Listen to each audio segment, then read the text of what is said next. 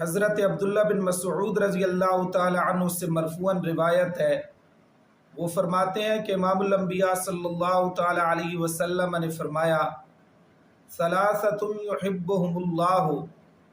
तीन आदमियों से अल्लाह तबारक व ताला मोहब्बत करते हैं और उन्हें दोस्त रखते हैं। एक वो आदमी काम मिनल लैल यतलू किताब अल्लाह, जो रात को अल्लाह तबारक व ताला की कलाम कुरान मुक़द्दस की तिलावत करता है। और दूसरा वो आदमी यतसद्दक़ु बिसदक़तिन युख़फ़ीहा, जो छुपा कर सदका करता है। और तीसरा रजुलुन कान फ़ी सरियतिन फ़नहज़म अस्हाबुहु फ़स्तक़बलल अदुव्वा, वो आदमी